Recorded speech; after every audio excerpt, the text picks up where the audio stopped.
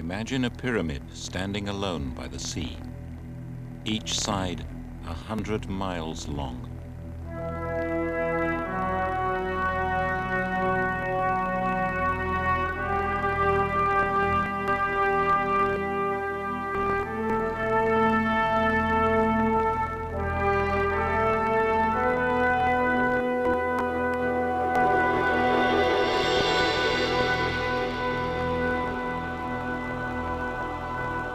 It's a mountain, nearly 4 miles high.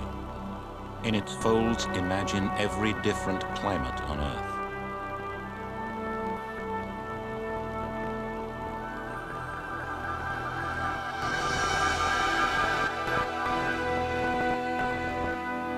This is the Sierra Nevada de Santa Marta. The people hidden here call the Sierra the heart of the world, and themselves the Elder Brothers.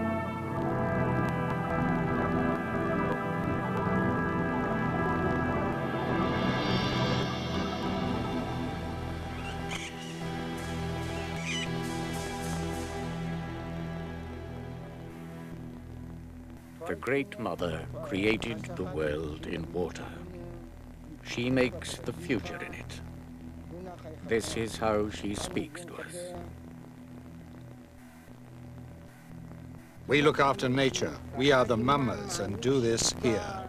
And we mamas see that you are killing it by what you do. We can no longer repair the world. You must. You are uprooting the earth. And we are divining to discover how to teach you to stop.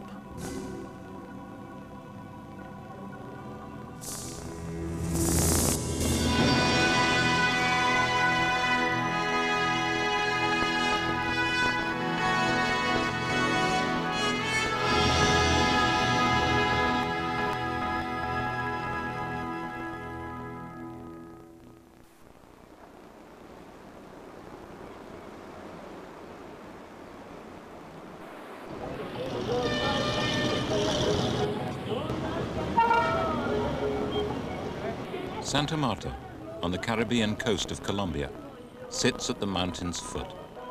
It was founded by the Spanish in 1525.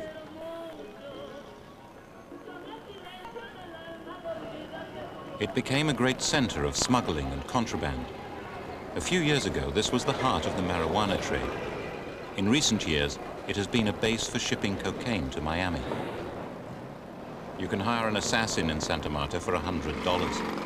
Every sunrise reveals another murder. Like any city, Santa Marta's out to make money. Santa Marta would like to be Los Angeles or Miami. It belongs to our world.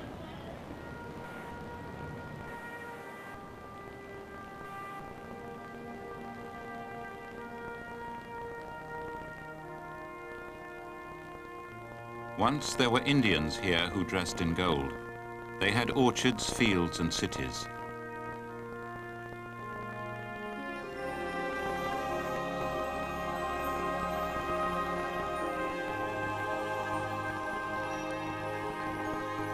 The Tairona civilization vanished, like all Indian civilizations in South America. But it did not die.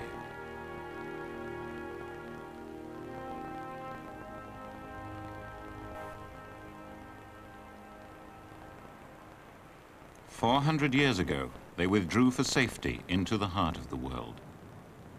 The children of the Taironas still have their cities, their roads, their orchards. And from the hidden folds of the mountain, they have watched our civilization in silence.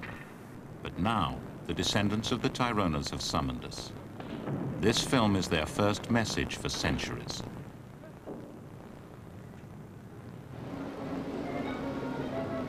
Most people in Santa Marta have no idea that they're there at all. All they know is that there are some relics left by the Taironas. This is the Tairona National Park, a few miles along the coast. Ancient Indian cities here were abandoned long ago and reclaimed by the forest. It's supposed to be a protected archaeological area. But Indian graveyards here have been turned into open-cast mines by looters.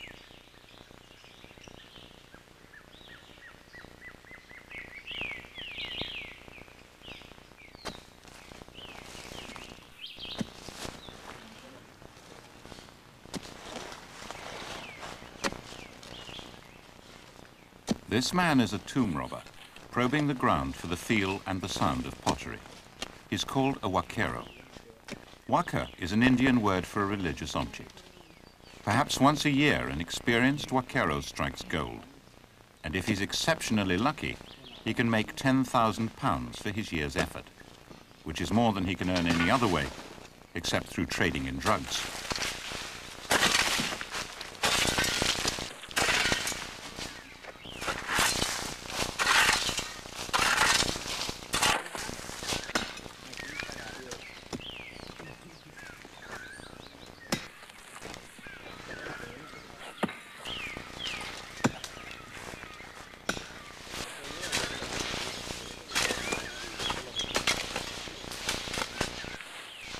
A few years ago, the Wakeros formed a tomb robbers union with 10,000 members and asked the government to recognize them officially. They were turned down, and today they protect their rights by more old-fashioned methods. If you want to be shot dead in a hurry, dig a hole near Santa Marta. The law has no power here. These robbers are working in full view of the public.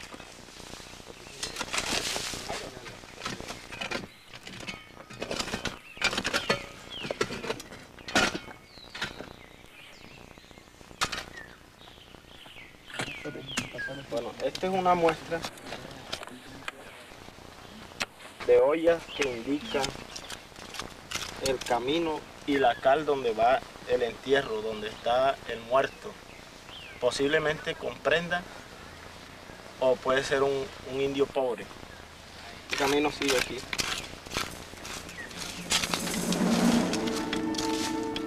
The path is a finger that sometimes, very rarely, points to gold. We shall see.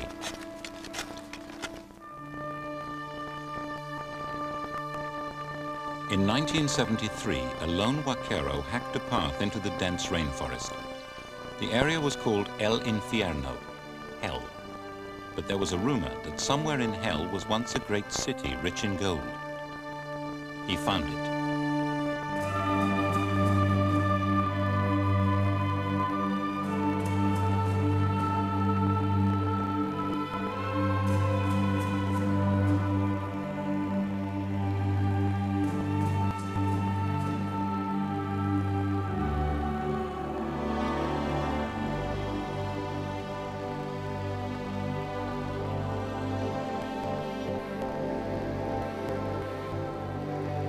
The Wakero had found a monumental ceremonial city. But what was it? How did it die? Today it's known simply as the Lost City.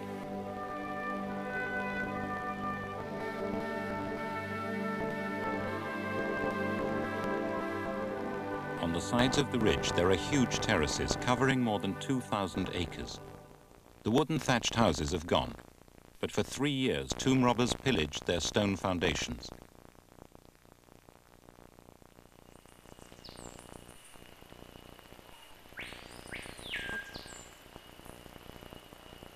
Unbelievably, it was only 15 miles from Santa Marta. But there were good reasons why it had disappeared. El nombre del infierno pues fue puesto por lo duro, lo fuerte para venir aquí, para dormir, para cocinar, para todo era muy duro, muy fuerte. Uno pues en ese tiempo era demasiado duro para aportar los alimentos, para cocinar. Había personas que pues se interesaban en venir aquí, llegaban aquí sin alimento. No había material de vegetal, o sea, leña para cocinar.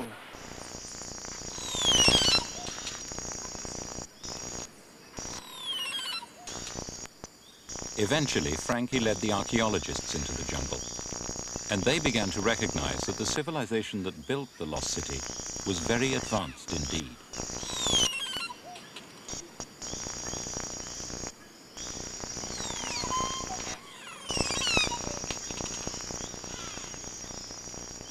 Archaeology actually is just a translation. It's a translation to Western mind of what Indian mind wanted to express. Now, if the question is what the Indian mind wanted to express building this city, I will say that they wanted to show that it is possible to have a good density of population in a very beautiful environment like this one without destroying it.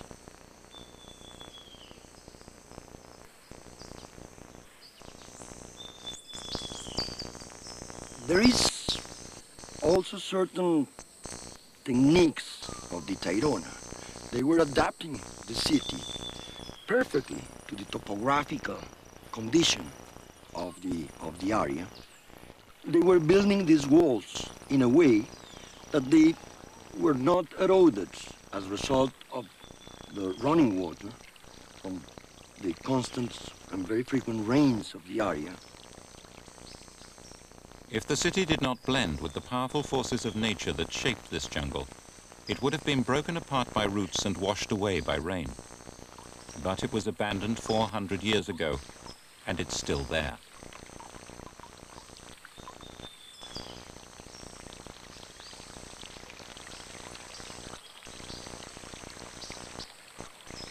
The paths and stairways carry away the water without damage, and they also link the city into a network of roads covering the whole mountain.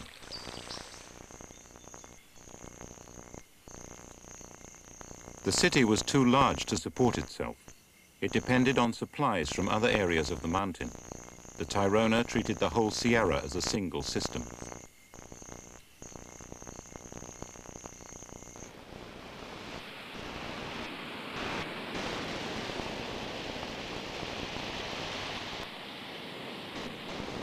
The Sierra is a copy of the whole planet in miniature. At the edge of the sea, it's in the tropics. It's very hot and very lush.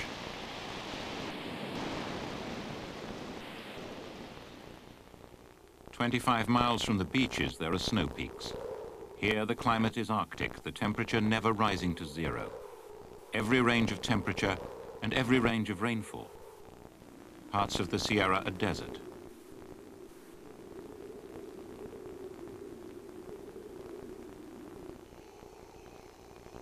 Other parts are tropical rainforest and mountain cloud forest.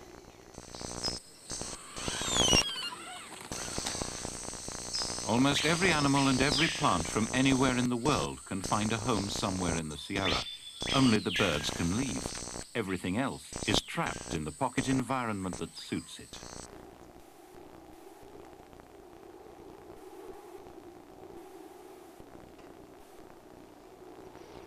They were using the Sierra, not going against the Sierra, see? They were using the Sierra by its climate levels. So people that were allocated in the lower part of the Sierra were people that were fishermen, and these fishermen were the people that were producing the proteins and the salt. And they sent that salt through the roads, paved roads that they were constructing with stones, these marvelous works of engineering, up to the other levels of the Sierra where they were planting different crops. So in the higher parts of the Sierra, they were planting cotton, and still higher, they were planting corn, maize, and beans as basic protein resources.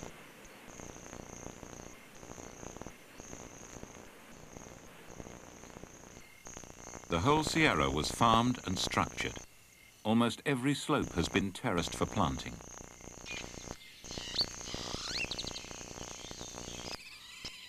And even what seems to be jungle turned out to have been shaped by humans. The balance of different kinds of plants and trees has been shown to be quite different from that of uninhabited jungle. In fact, this is a huge, overgrown Tairona garden.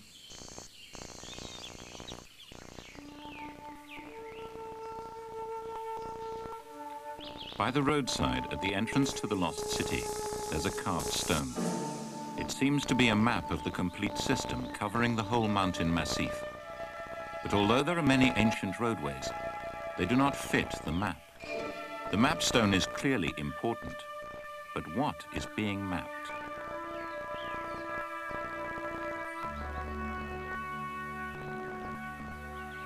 There are people who know. The descendants of the Tairona, the Kogi, still live in cities higher in the Sierra. All of the civilizations that flourished in South America were demolished by conquest, except this one. But they do not speak to us, and no Colombian speaks their language.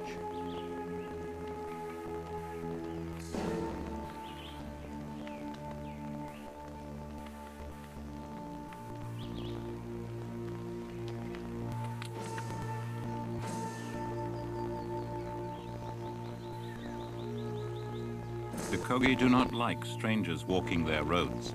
They call us, the younger brothers, children who do not understand how to take care of the world.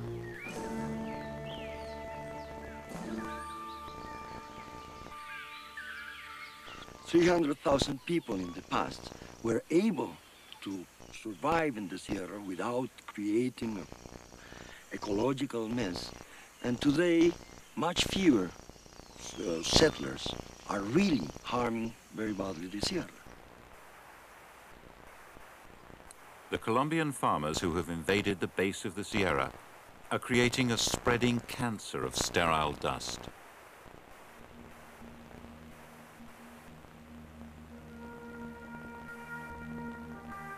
But neither the original conquerors nor modern farmers have ever colonized the higher parts of the Sierra. Missionaries and officials who've tried to take control up here had a long, difficult journey, and when they arrived, they met a passive human wall of resistance. It worked. Even today, this jungle represents a barrier that separates the world of the Kogi from our world.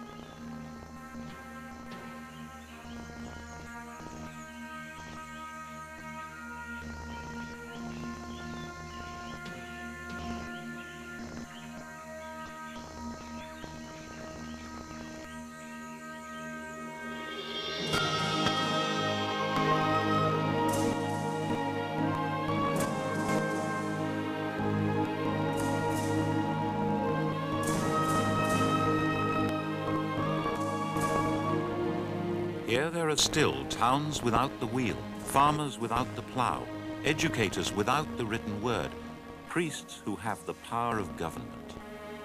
To learn how the Tairona organized the life of the heart of the world, we would have to go to the Kogi.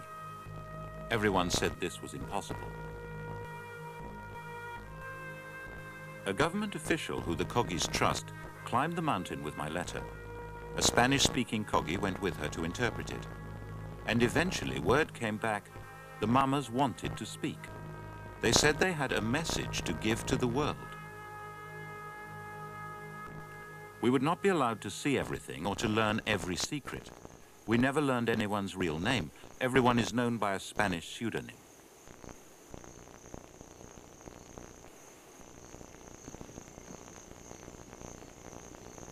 I was told that I should bring whoever I needed and whatever I needed.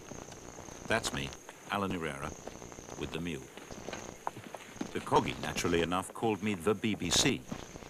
Whatever I was there as a messenger for the younger brother.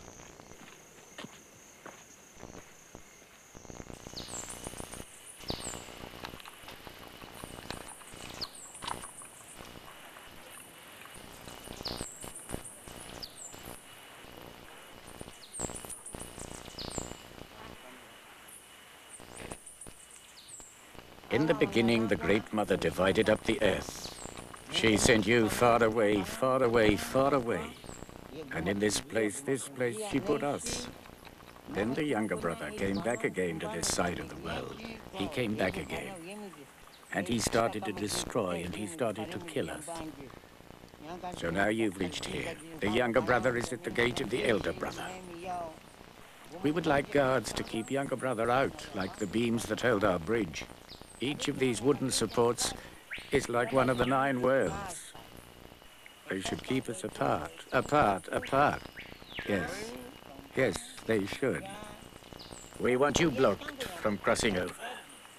We do. Younger brother climbs, and we retreat before him. He has taken our lands below, but the lands above are closed to you. It was said long ago to the younger brother that he should stay in his place over there, but he never listens. Still, he keeps on coming and trying to get in here. So now he must stop, right here. Isn't that what the mother said? Just once. You will come through the gate.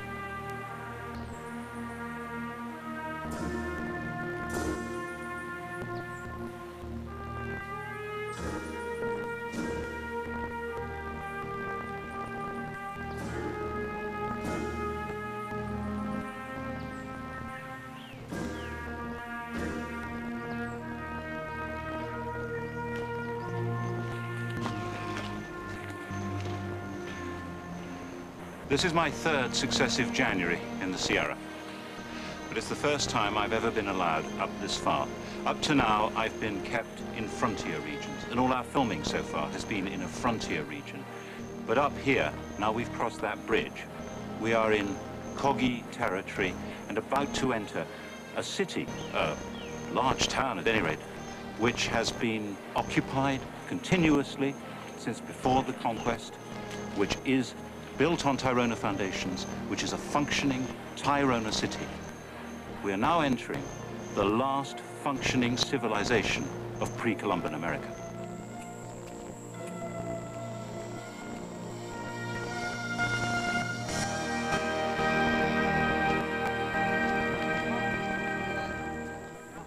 Bueno, entonces ya va de Google para coger.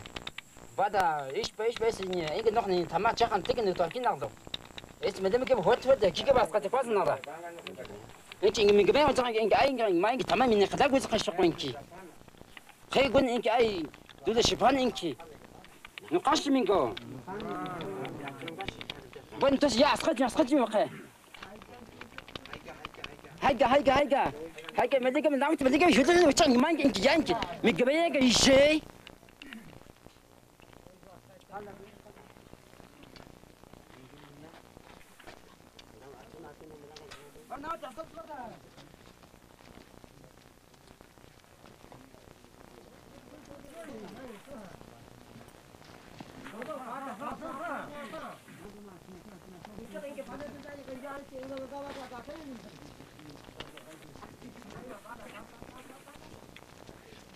The ordinary citizens were described to me as vassals. Their lives are ordered and directed by cabos, the city guards.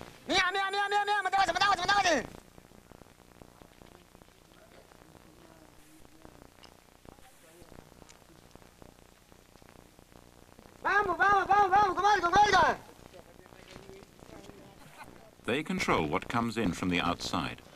Iron tools are useful, but shoes would break the contact between people and the earth.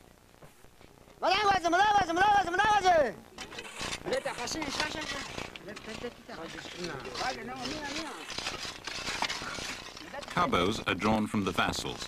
They're appointed by the priests, the mamas. They take their orders from a commissioner, also appointed by the mamas. All, mamas, commissioners, and cabos, are confirmed by divination.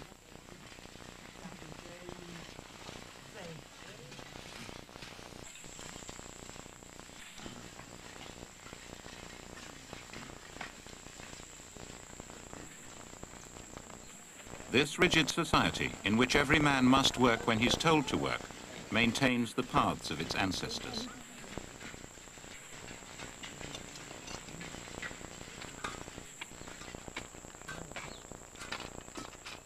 Mama means the sun. The mamas are the enlightened ones. They watch over the community and maintain its purity.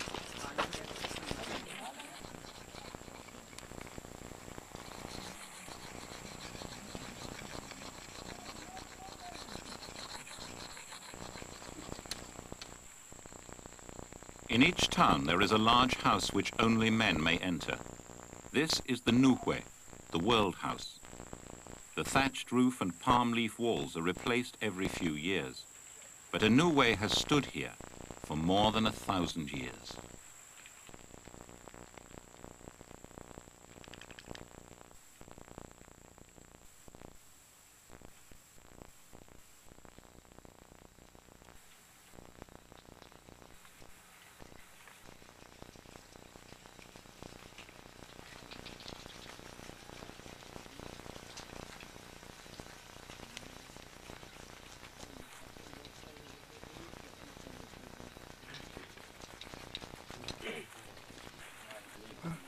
I'm here. We all are here to give a warning.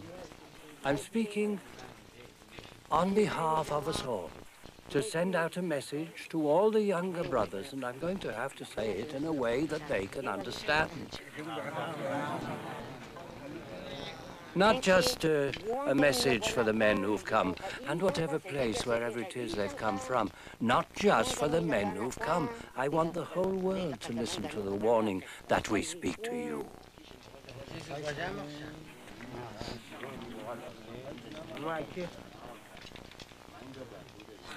She taught. The Great Mother taught. She taught us right and wrong. And still we have not given up living in the way and knowing right from wrong as she taught us. We remember her teaching and live by it. The Great Mother taught and taught. The Great Mother gave us what we needed to live, and her teaching has not been forgotten right up to this day. We all still live by it. But now they are taking out the mother's heart. They are digging up the ground and cutting out her liver and her guts. The mother is being cut to pieces and stripped of everything. From their first landing they have been doing this. The Great Mother too has a mouth, eyes and ears. They are cutting out her eyes and ears. If we lost an eye, we will be sad. So the mother too is sad, and she'll end, and the world ends, if you do not stop digging and digging. Younger brother, we know the water down below has started drying up. Don't think that we are responsible. It's you. We are doing our work properly, and neither you nor us know when the world will end, isn't it so? We work to take care of the world, but they are ending. So from today, stop digging into the earth and stealing the gold. If you go on, the world will end. You are bringing the world to an end. Now I'm sending this message, and I ask, can they think, listening to this, that it must be us, the older brothers, who have destroyed everything? I know they won't think that. I want to give some advice to tell the real truth to the younger brother. If they go on like this and they don't change their ways at once, they'll see what will happen. They'll see what will happen. I don't know when the world will end, but their looting will destroy it. They've taken so much. They've taken the guardians of the sun and stars. The world will go black. Yes, what would they think if all we mamas died? Would they think? So what? What would they think? If that happened and all we mamas died and there was no one doing our work, well, the rain wouldn't fall from the sky. It would get hotter and hotter from the sky, and the trees wouldn't grow and the crops wouldn't grow. Or am I wrong and they would grow anyway?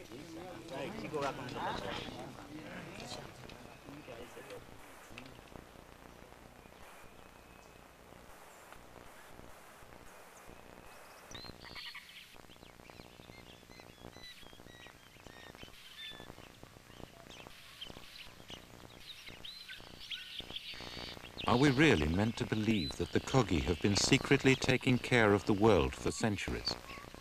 They believe it. They are the elder brothers. That's why they live the way they do.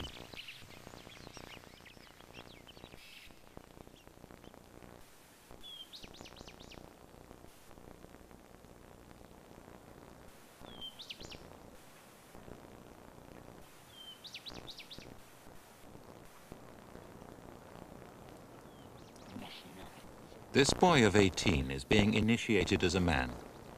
Dried leaves of the coca bush, tended and picked only by women, eaten only by adult men, will numb his mouth.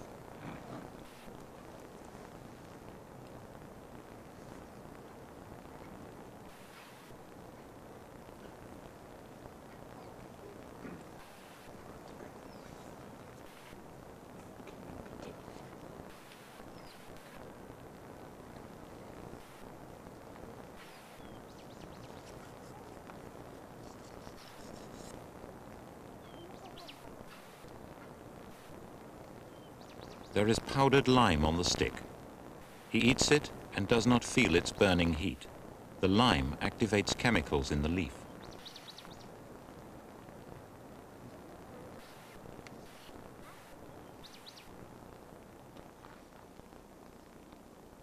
They believe that natural coca civilizes men. The toasted leaf they chew is as far from refined cocaine as rye bread is from rye whiskey.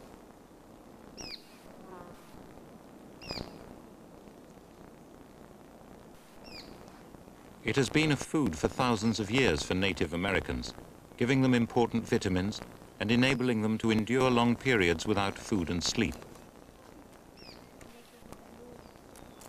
Adult Kogis reckon their normal life expectancy as 90.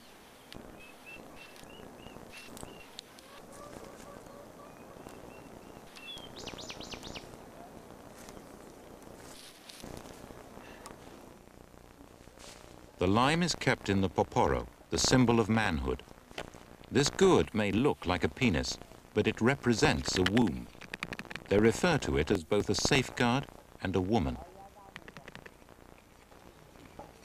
The lime-covered stick, representing the male part, is wiped on the top, building up a disc of hardened lime on the rim. Unbalanced masculinity, without this image of both sexes working together, would be dangerous. The poporo is the mark of civilization. Eating from it reminds a man of what he is and keeps him in harmony with the Great Mother. Slowly, bring it out, then suck it. And think of the Great Mother. Ask for your poporo in spirit. Concentrate, think about it. Ask for it. Ask with your mind. For the spirit guardians to grant these. The guardian of the poporo and of the stick, the guardian of the gourds. Mama Bernardo comes from a long line of ancient priests. His father died in 1987, 102 years old. You mustn't give up using the poporo and eating coca, now or in the future. Otherwise, you're not a man and can't be married. You should think about all this, about the poporo and what it means. It's a woman. Now that you can use it, you can take a wife. You can take a wife, but you've got to think carefully. When you were married and you have a woman, you have to look after her. You have to work for her. You mustn't ever hit her or mistreat her.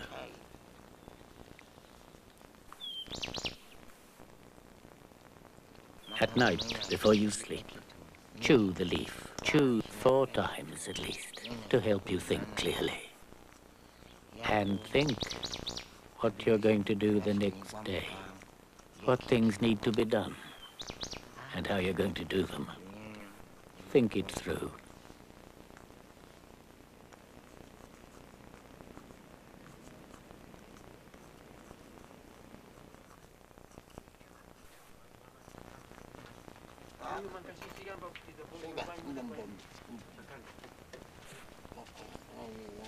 Now he will be admitted for the first time to the Nuhue, the World House, where only men may gather.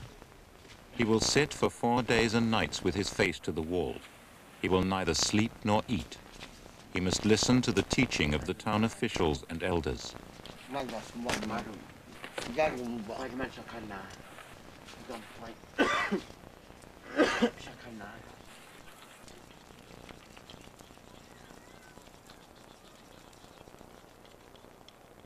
Now, you're going to have to pay attention and think carefully about everything the mamas say. You must listen to their words, you must remember what they tell you, and you must think about it very carefully. And that way you will behave well. You can't just cut banana trees, you can't cut them, because banana trees are like your father, like your mother. You have to respect them as much as any person. You must be respectful. You shouldn't cut down mango trees, or avocado trees, or guayaba trees. Any growing tree is like a human being, and they hurt too, just like you were cutting off your own leg. Nor should you disturb stone.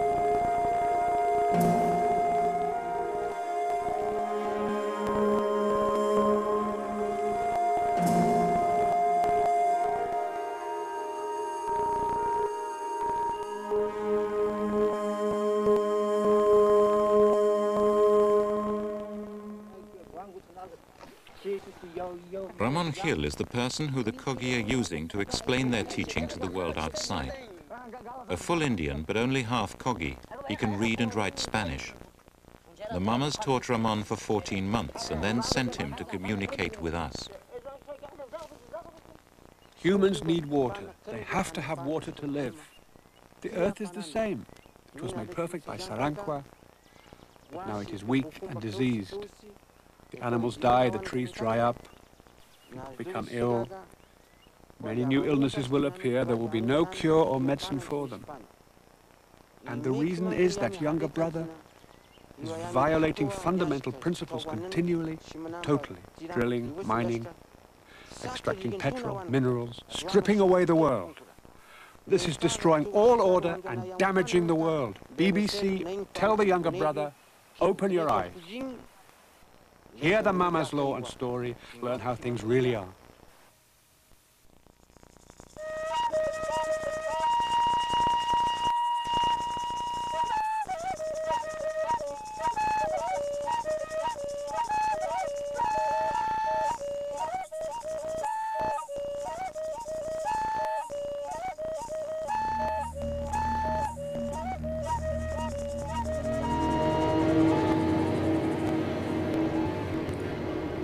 In the beginning there was blackness, only the sea.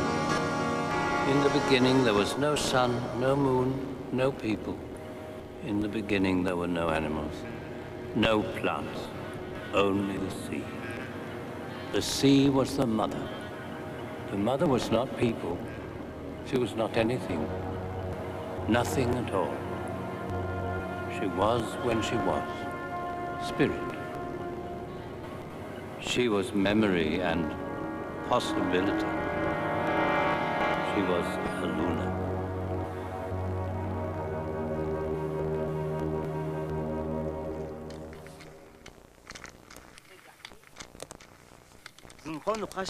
We must explain these things. We shouldn't threaten or insult, but it's good that we speak.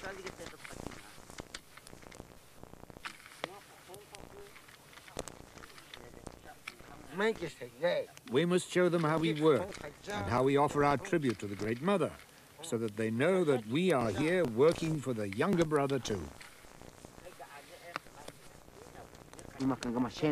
The Mamas work not only for the Kogis, but for all the people in the world. The Mama stands up. The Mama is not angry, not even with younger brother, although he did harm. The Mama must look after younger brother and elder brother, and the animals, and the plants, and all that is natural. Because the Mama has a duty to care for the future of all kinds of creatures, and all kinds of people.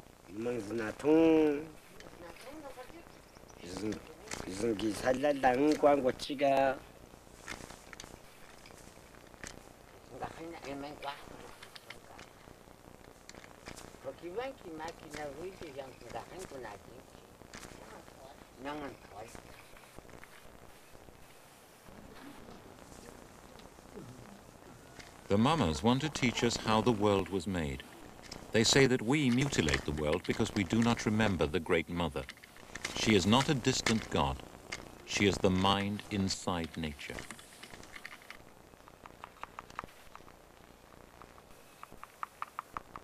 Where does the idea of Earth come from? Where do we get the idea of water? Why do we have a word for it?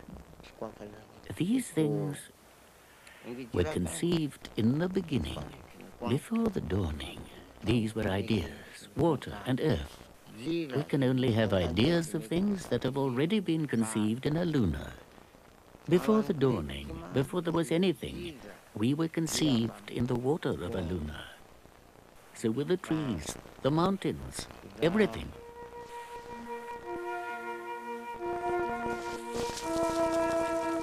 And then the mother began to spin out her thoughts.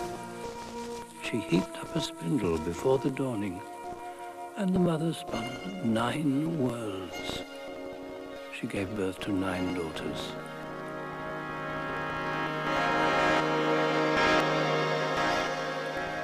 Each world had its own color, and she gave birth to sons, the lords of creation.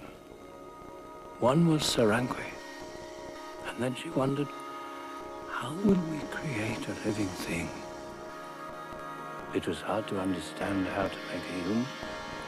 The mother and her children had to think very hard. How does an eye work? How does a foot work? And when it was done, the 9th world was peopled. But this was before the dawning. There was still no people, no plants, no animals, no sun. Only the mother. Only Aluna.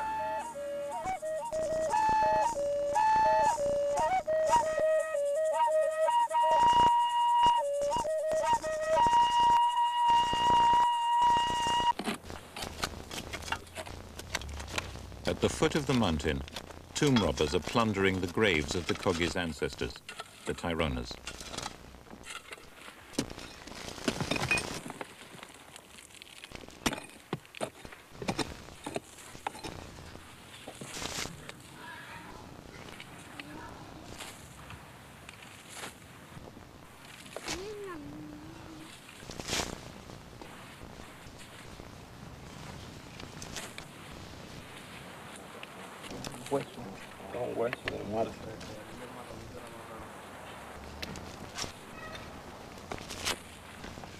The jar is a womb of clay for the dead.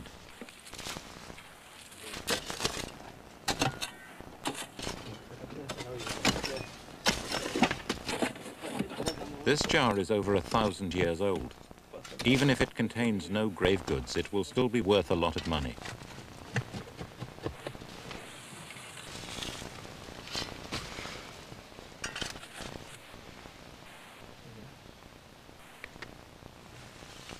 ¿Caracol?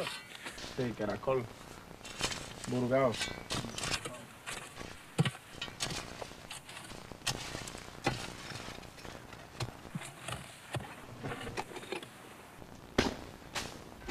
Yeah.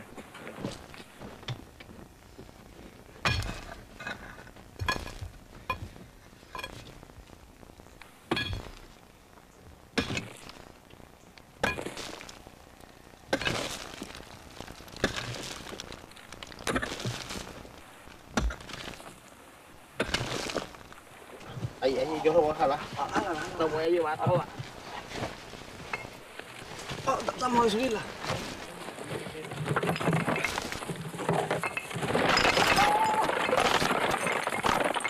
Ay, se mata. Dale cuenta.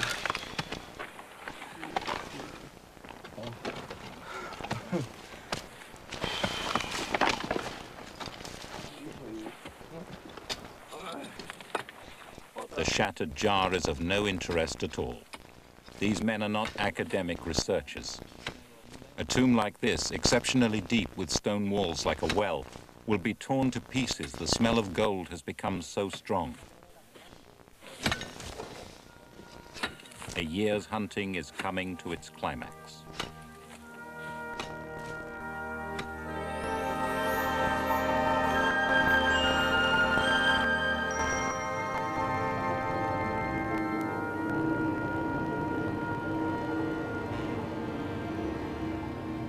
The mother bled.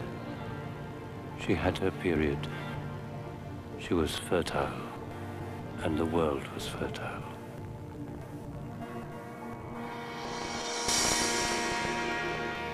Her blood is gold. It remains in the earth. It is fertility. Gold and water, blood and water, are necessary for the life of all things. And then human beings were made to care for the living things. The plants, the animals. This is why people were made.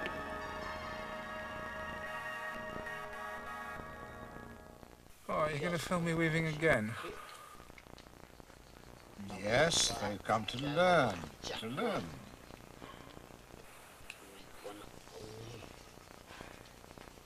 I'll explain. So say 9 threads. 9 threads. Makes a block. To make a cloth takes us almost a month.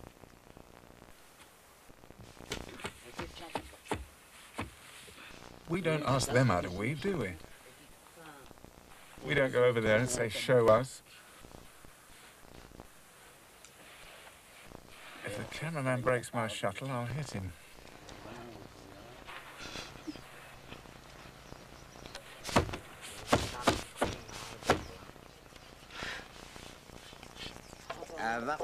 The diplomatic gentleman in the hammock, persuading a reluctant weaver to cooperate in filming, is Mama Juan Jacinto, a hereditary lord of the Kogi.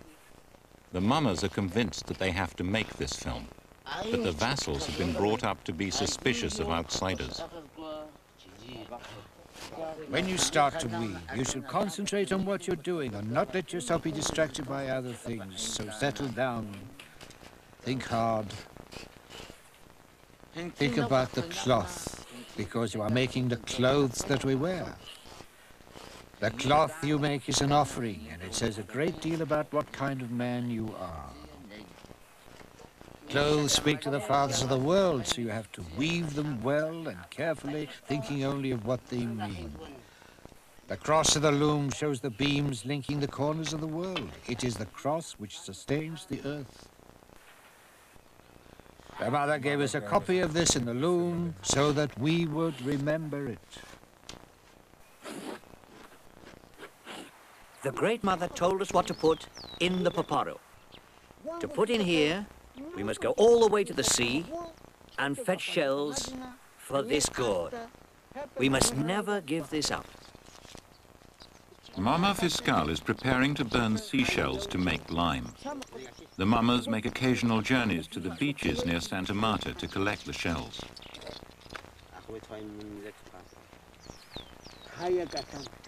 The uprights are called cabos, guards. They defend the order of things. All Kogi life is enclosed by this order.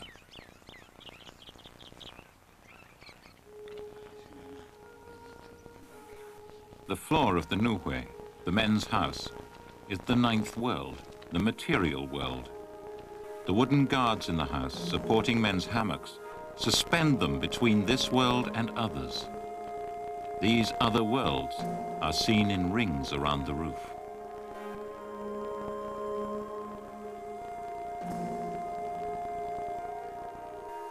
At the center, everything descends from the cross beams on which the universe was built. This order is built into the fire. 9 shells for the 9 worlds, the 9 children of the Great Mother.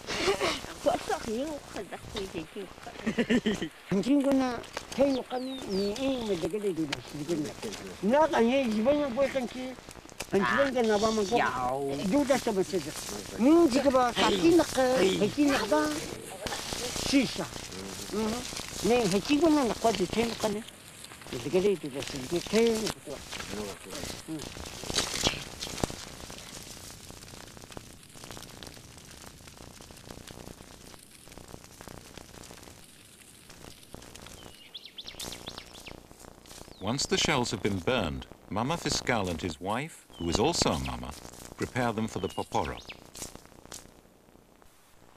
My wife and I now bless the shells while putting them into this gourd and pouring water into it.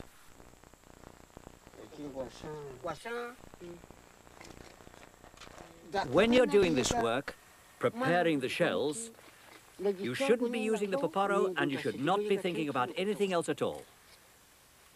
The Great Mother told us that we should never quarrel with women and we must always treat them well. Because women, the mother, taught us this. Now, put it in the pot, and when it's gone in, you can add the water to it. There.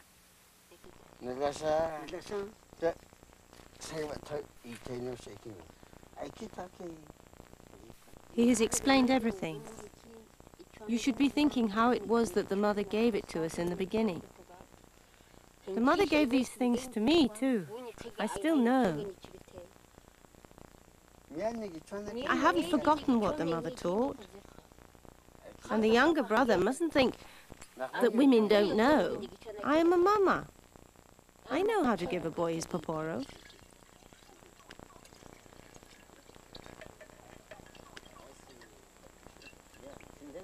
The water reacts with the calcified shell.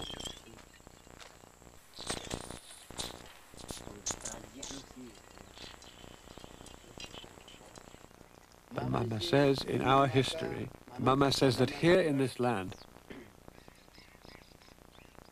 there was only and everywhere throughout the land the elder brother, all following the words of the Mama, and knowing all that a payment must be made for whatever we take from the land. This applies to everything.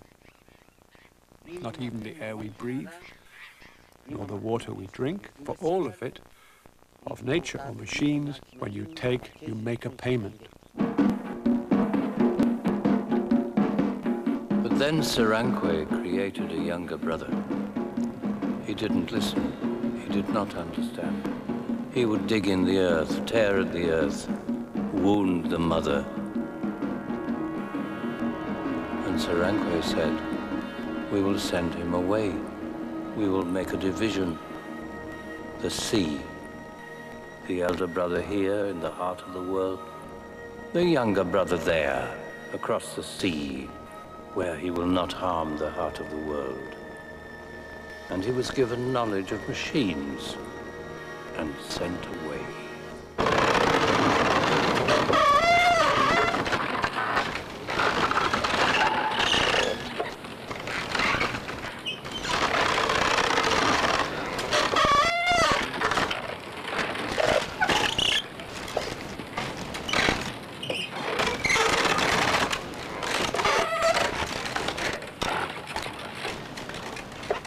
The sugar press, like the sugar cane they grow and the horses and cattle they keep, had no place in the world of their ancestors. All these things came when the younger brother crossed the ocean to return, as the Kogi believe, to this original Eden.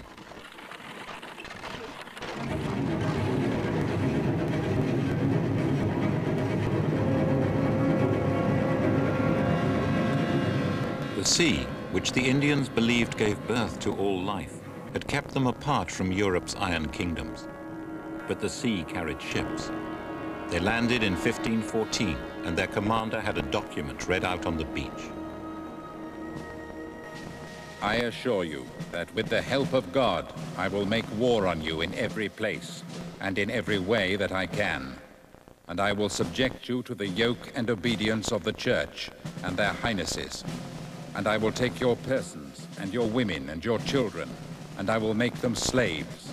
I will take your goods, and I will do you all the evils and harms which I can.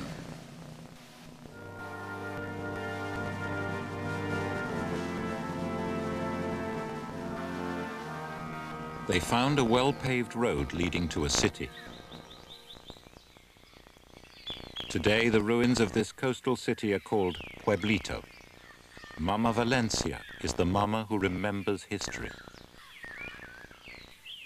People used to live in peace all over this land. We, the elder brother, had no problems with the younger brother at all. Always in peace, in peace, in peace. That's how it was. And then he arrived.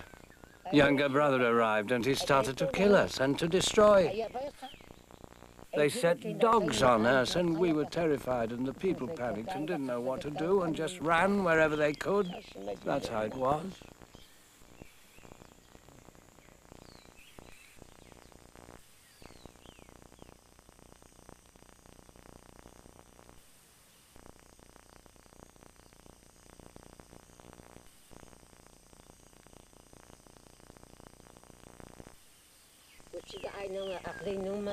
Things fell from our bags as we ran and scattered everywhere.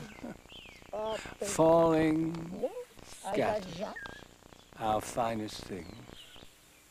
And when we stopped and we looked, hey, everything was gone. Nothing left.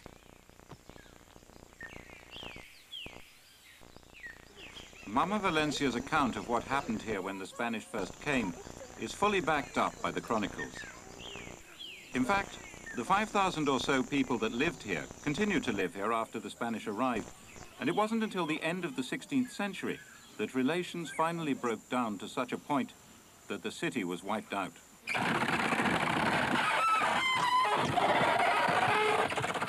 The Spanish settled on the coast and used Indians to work their farms. They demanded gold, and the Indians gave it. And when the Indians ran away and went up to the mummers in the mountain to escape, the mummers gave them more gold and said, "Give it to the Spanish and go back to work. Because without the fish and salt that you send from the coast, the rest of the Sierra cannot live."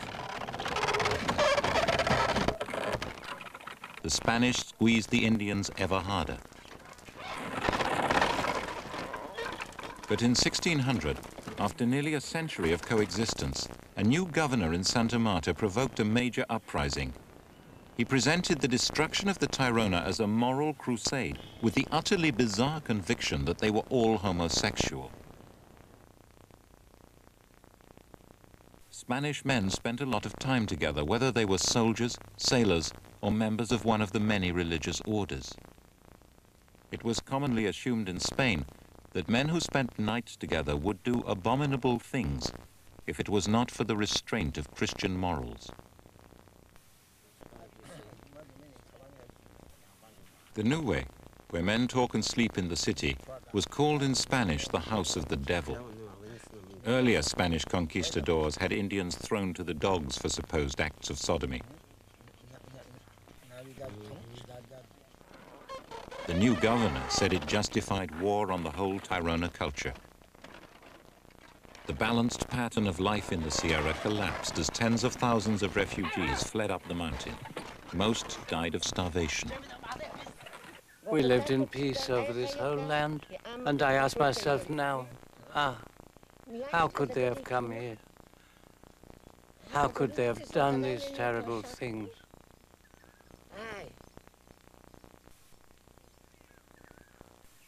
They made us run away and hide. We ran into the mountains. We were so terrified of their dogs and their guns. And they chased us and chased us and chased us and stole our land. And when I think that they came here only to kill us, to destroy.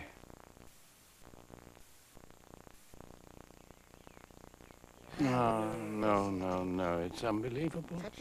They stole from us. They took our land so that they could live here. Wasn't that how it was?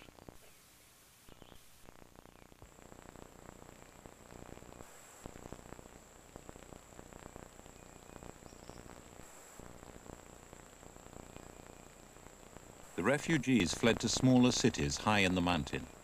These were the sacred cities of the mummers. And gradually, the mummers established a new way of life for the survivors. The Indians had learned from the Spanish to grow new crops and to keep farm animals. This meant they could create a stable, self-sufficient refuge, and they have kept control here ever since. Behind me is a rectangular building which missionaries put up as a church, and here, in the middle of the town square, there's a cross. It's not a museum. It has been changed by the outside world, but what's remarkable about the Kogi is that they've decided what to accept and what to reject. They allowed the missionaries to come, but there's never been a single Christian convert. They accept iron tools, machetes, spades, but they refuse to wear our kind of clothing, and they refuse to accept writing. They refuse to accept anything which would damage the organization and the spiritual and intellectual ideas that control their world. The Kogi are farmers like their ancestors. Husband, wife, and children maintain a number of farms in different zones on the mountain, growing a variety of crops. Most of the time, the towns are deserted. Everyone is on their farms. The mummers do not permit fields of a single crop. Farms must be carefully balanced plots. The family are clearing the undergrowth for new planting under the trees.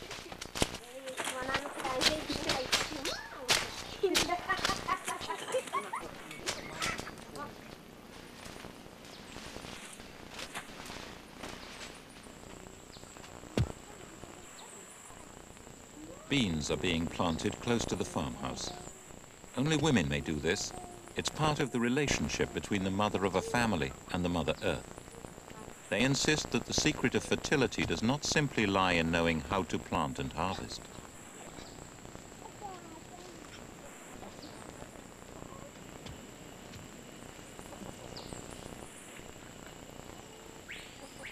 Everything we plant must be blessed. They must be helped to grow.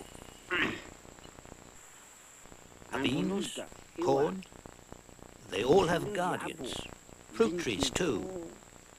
They all have guardians. They all have guardians. We must ask the guardians permission. If we didn't do that, then if crops aren't blessed, how can they grow properly? They dry up and rot without it. That's how it is. A family farm always has two houses, one for the man and a separate one where the women and children live. Babies are conceived in the fields, never in a house.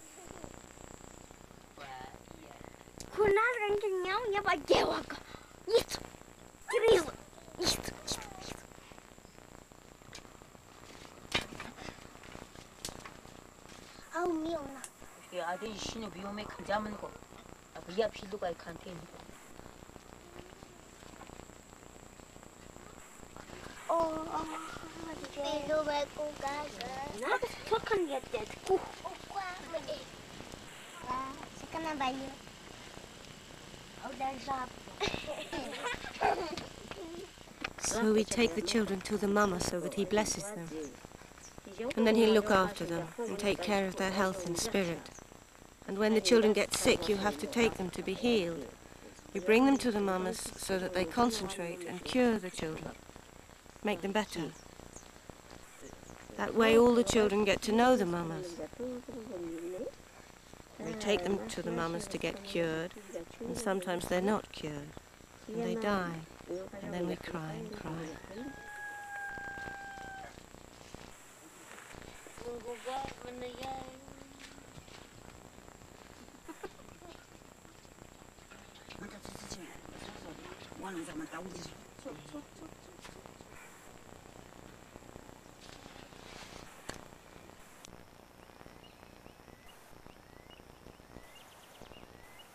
The mamas tune themselves to Aluna, the inner reality of the world.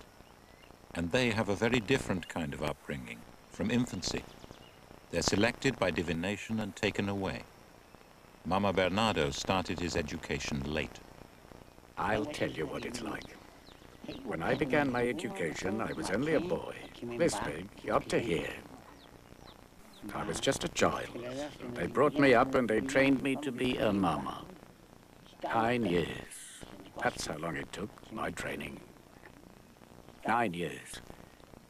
And at the end of that, it was done. I was ready. But really, to tell you the truth, to pass on the teaching really properly and do it really well, to do it in the right way, you take a baby, best a baby from the moment that it's born.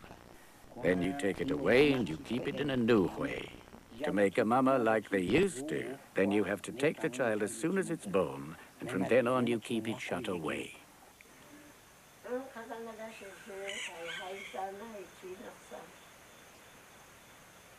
The child is sometimes educated in a specially built house, sometimes in a cave. It learns to meditate on the Great Mother and on other spirits who come from the Mother, the guardians of all living things. These must be helped and cared for because they nurture the world. They must be given nourishment, represented by offerings of fragments of thread and leaf and stone.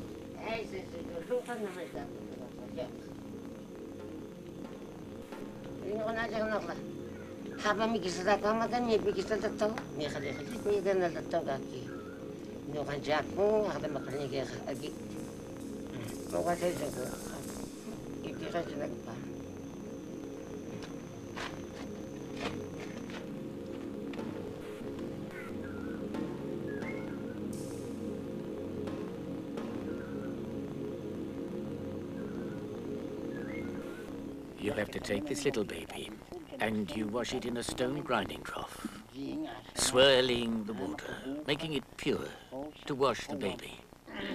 And when it's washed, then you have to shut it away where it's in the dark, completely in the dark. Dark, that means you shouldn't even light a fire, no light. It should see nothing in the dark, all alone. And in a house nearby, there lives its mother, and she feeds it, she gives it milk. But at night, she can't come in the light. And then she feeds it with milk from her breast. Then she goes away again. The mother mustn't eat any food with the blood of an animal. And that means she mustn't eat any chicken or anything that comes from pigs, no beef. Her food must all be white. White beans, white potatoes, white snails, right? It must all be white, white, white. Enina, Enina, pagamento, plata, la prensa. Ama ganito, haba magkisali ganito, ni haba ki ganito sa to. Nina kamago no gikimango to sa ko ni, ama gancha. Wala na chi. Buti ka ke. Kuchino ka ko ni kuno ka. Kaji ka wa. Haba ko na muksaga la gaza kya wa, ska wa. Kagoni no ka. In a sense, the student mama has been kept in a second womb. To 9 months have been added 9 years. Old wise men came into the dark speaking of mountains and birds and animals which could only be imagined. What must it be like to emerge into the light?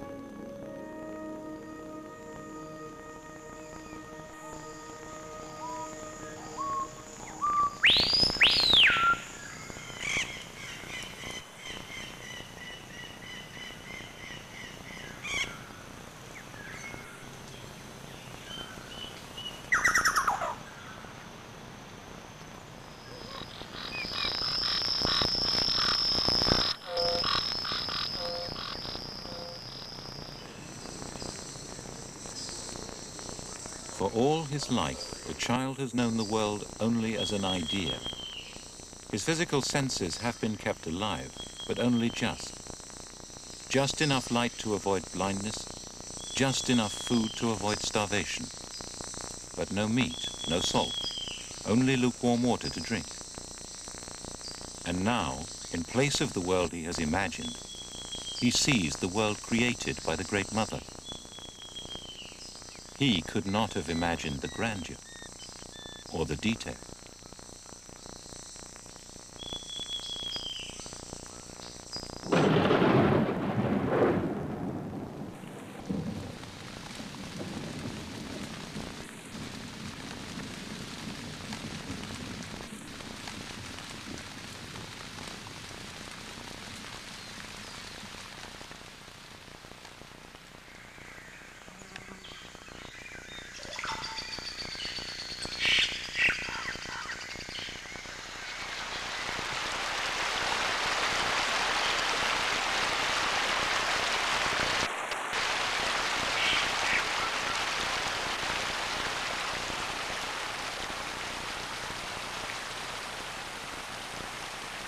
What a power there is in the mind of the Great Mother to conceive all this.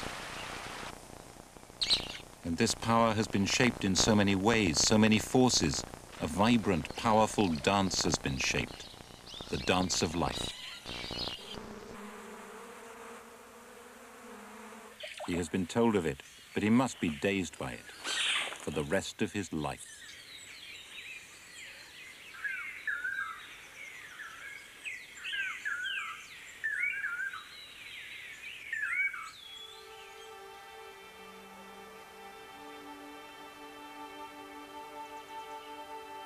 The mama has to work in a world visible only to the mind's eye, the world of Aluna. The offerings he learned to make in the dark are now made in the light of day, creating harmony in the spirit world and in this one. The stone paths of the ancestors are traces of the spirit paths which the mamas walk, in a space we do not understand.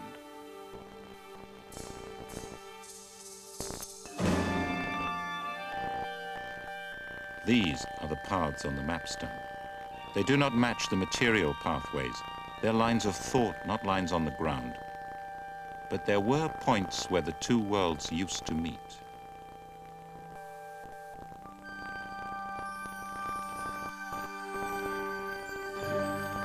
At these sacred places, gold was hung from the trees.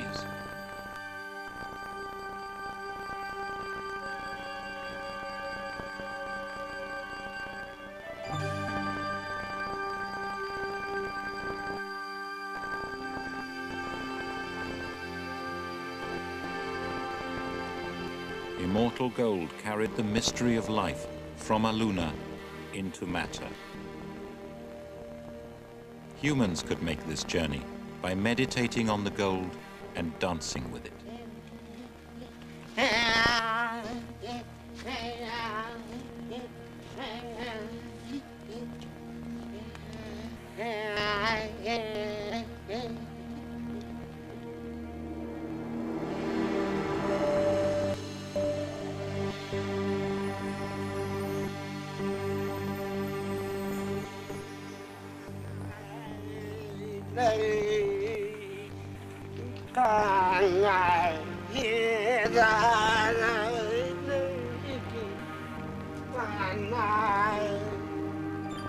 And body ornaments of gold helped humans play their part in the dance of life.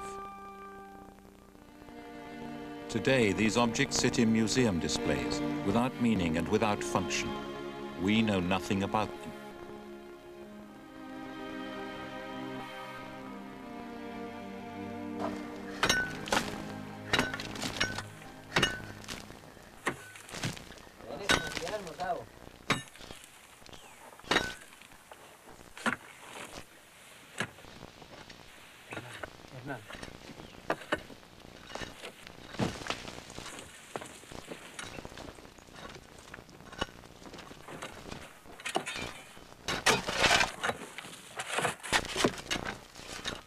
Down below, by the sea, there were the gold guardians.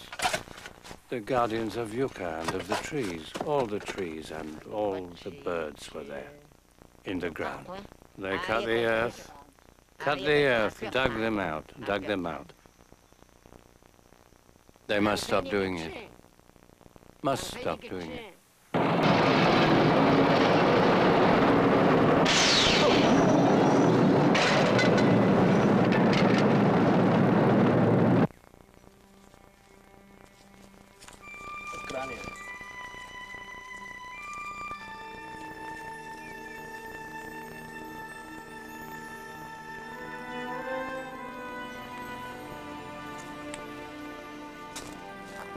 We once had golden bowls for divination, gold images, gold oracles, all these things.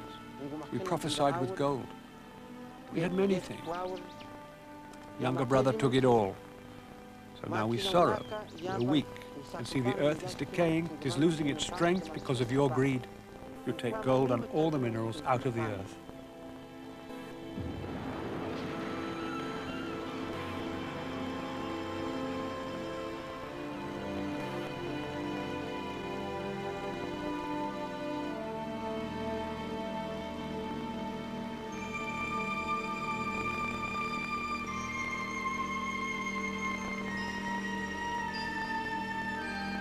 In London or New York, it's worth at least $20,000.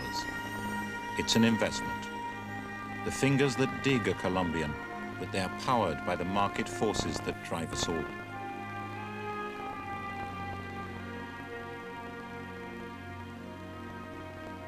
The Kogi believe that the sacred network that keeps the earth in balance is being torn to shreds. In desperation, they had to find a way to warn us. That was why Ramon was told to learn Spanish. You understand, we always had our own organization here, Comisarios, Mama, Cabo. But the older brother, to consult or to present our problems before the government, and to get them to help the community of indigenous Kogi, that needed a new organization.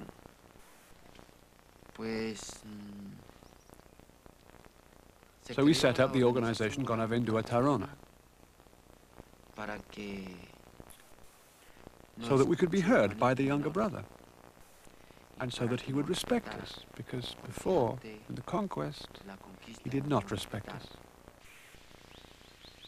One of their messages was that they should be given back control of their ancient sites, and that archaeologists too should stop digging up the lost city.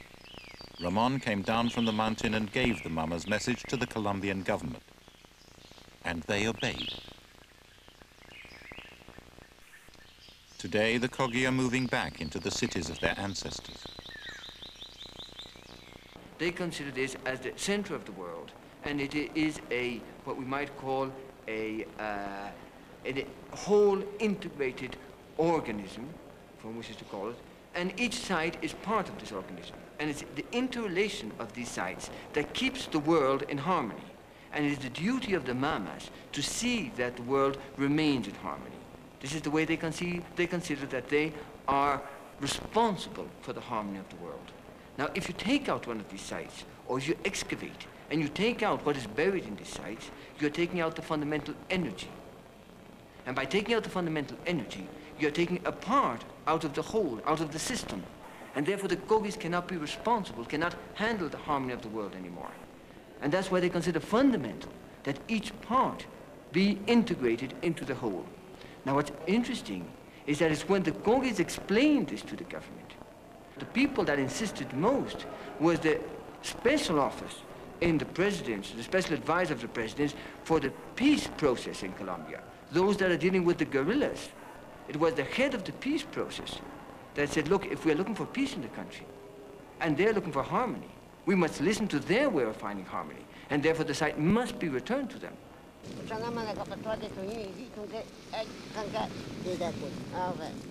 So Gonavindua is now growing, and it ought to grow, so that everyone in the world, both internationally and here in this nation, will show respect to the organization Gonavindua, and will not disturb any more the native Kogi, the Mama Kogi. Because when the Mama is concentrating deeply, he doesn't like to hear the sound of airplanes. He doesn't like to look up because he has to concentrate steadily for 9 days. He concentrates without eating anything. But nowadays this sort of thing can't be done.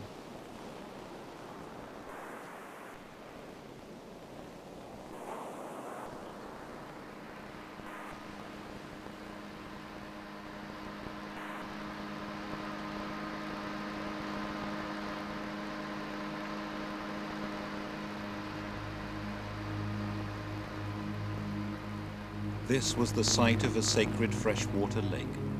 It was drained to build a power station. And here the Kogi have come to try to restore harmony to a shattered world, to struggle to give back its balance. They have to restore harmony over the whole Sierra, the heart of the world. While offerings are made down at the sea, others are making them high on the cold peaks above.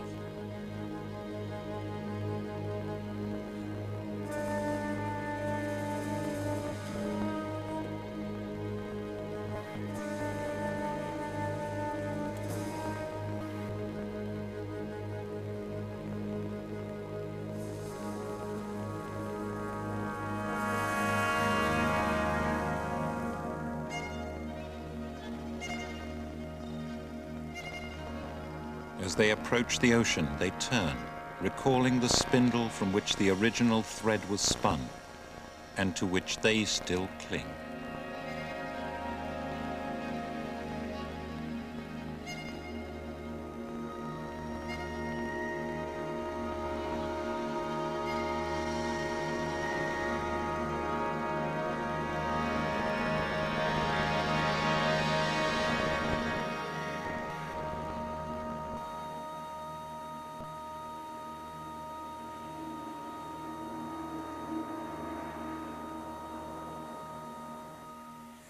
Because you take out so much gasoline and minerals, The earth is becoming steadily weaker. And so the mama has been thinking, what can we do to make sure that the younger brother fully understands? Because the mama says that it's very difficult for the younger brother to listen well and to hear. But it will be even harder for him to give things up. But he's going to have to learn. Younger brother must listen carefully to the history of the mama, the law of the mama, the beliefs of the mama.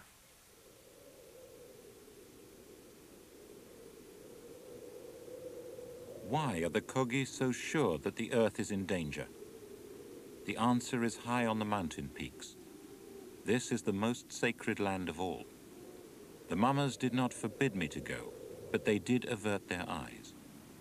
But I had to come, because here is the source of their terror.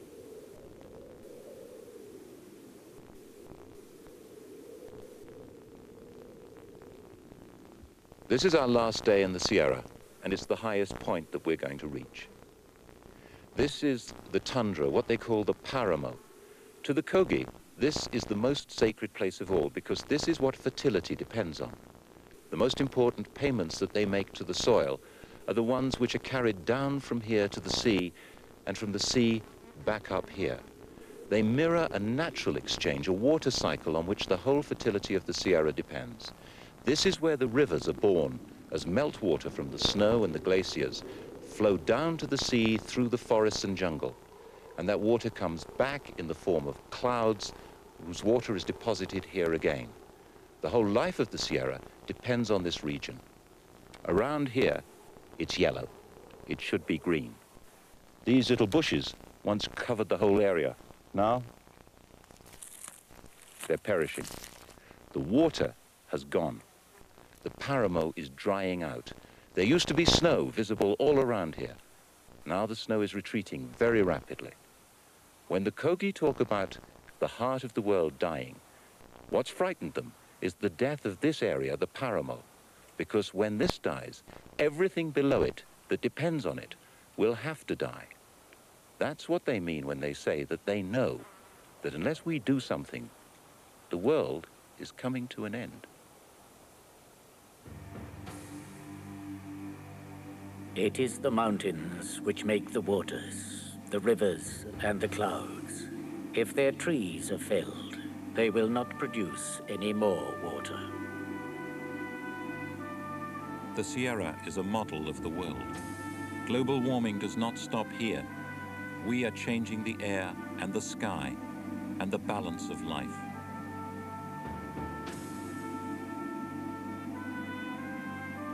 They have taken the clouds from the Paramo. They have sold the clouds.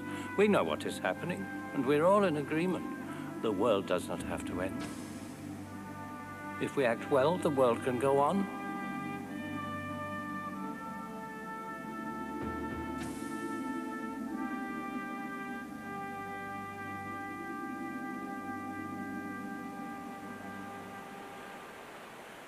We are going to close the bridge now.